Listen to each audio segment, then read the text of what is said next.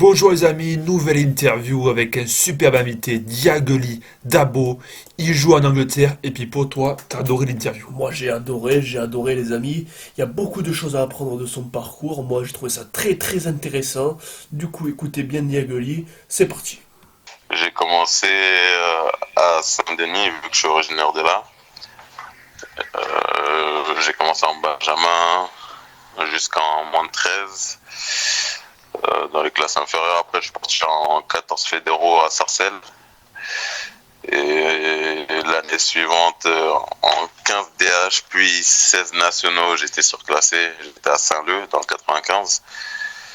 Et après ça, j'ai signé à Lorient. Après plusieurs on va dire, tours. J'étais parti à Troyes avant, Monaco. Je devais aller à Caen. Et au final, j'avais choisi Lorient. Ensuite, j'ai fait mes classes 16 nationaux, moins de 18, 2 années. Et 2 années aussi avec la réserve. Et ma dernière année à Lorient, je m'entraînais aussi avec le groupe pro. Et suite à ça, j'ai pas signé mon contrat pro. Du coup, je suis parti à Cannes. Cannes, j'avais quel âge? J'avais 19 ans. J'ai fait une année en CFA à Cannes. Et la saison suivante, je suis revenu sur Paris. On va dire j'avais fait peut-être 6 mois en CFA 2 à Moissy-Cramael. Et je suis reparti à Beauvais en CFA 1 an. L'année d'après, je suis parti à Dieppe 1 an en CFA. Et ensuite, j'ai signé en national, national 1 à Épinal, où j'ai fait 1 an pareil. Et après ça, j'ai signé 1 an à Laval, enfin 2 ans à Laval, mais j'ai fait 1 an. Et après Laval, je suis parti à Avranches, où j'ai fait 1 an pareil. Et après Avranches, j'ai fait une demi-saison blanche parce que je cherchais depuis plusieurs années à rentrer en Angleterre pour tenter ma chance là-bas. Vu que, vu que c'est un championnat qui m'intéresse beaucoup. Et après 6 mois sans rien, j'ai enfin trouvé, on va dire, un essai. Et ça s'est très bien passé. Et voilà, j'ai signé à Stevenage. J'ai très bien été accueilli. Eh ben écoute Diaguely, moi je trouve que tu as un parcours assez atypique et moi j'aime ça, les parcours qui sortent un peu des sentiers battus.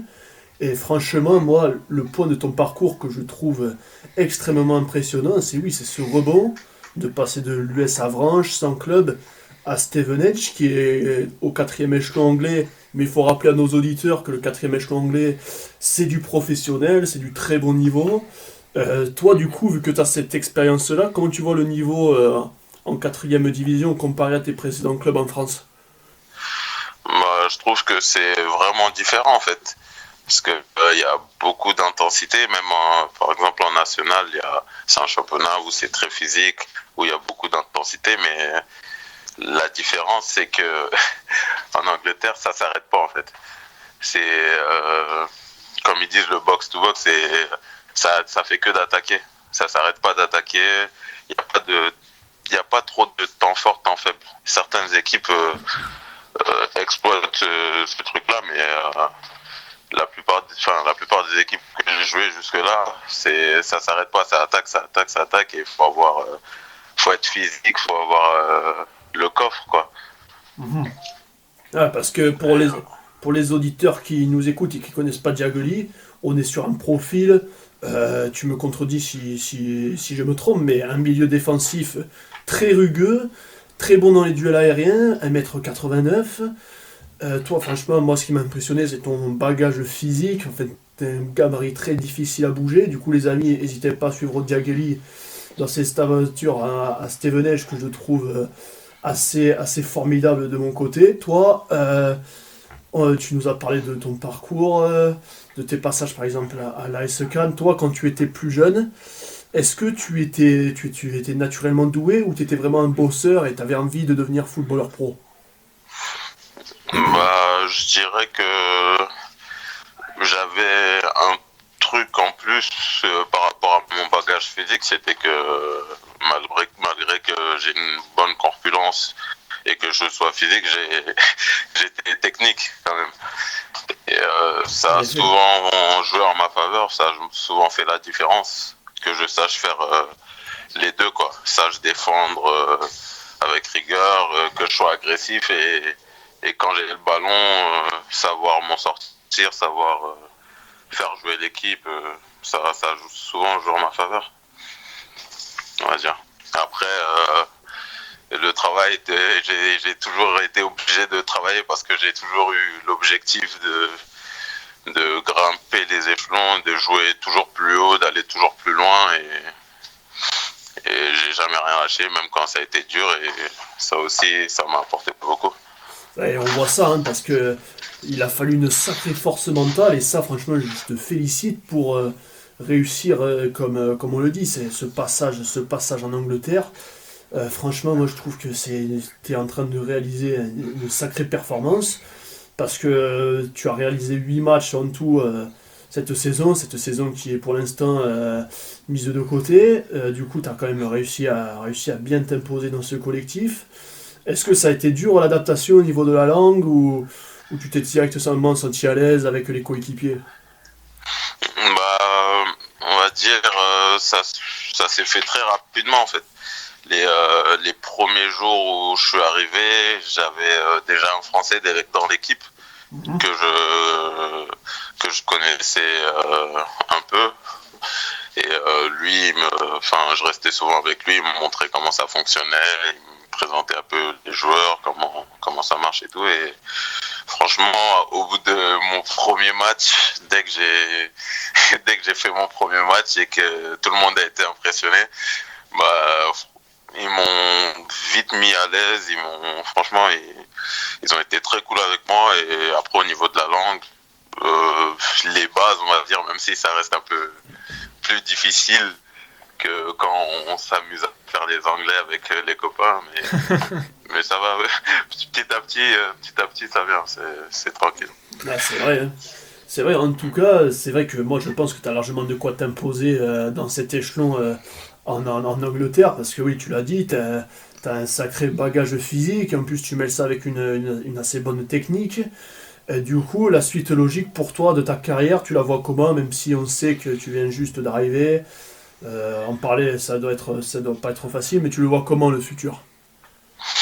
Bah, c'est une question qui me revient beaucoup, surtout par les mecs de mon équipe.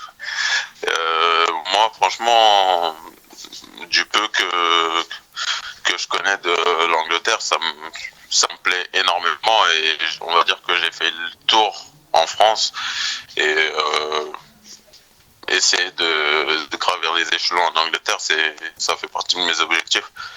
Et là aujourd'hui j'ai 27 ans, j'ai essayé d'affûter mon corps au maximum pour espérer jouer en plusieurs années encore en pleine forme et essayer d'arriver à mes fins. Je ne lâcherai pas en tout cas.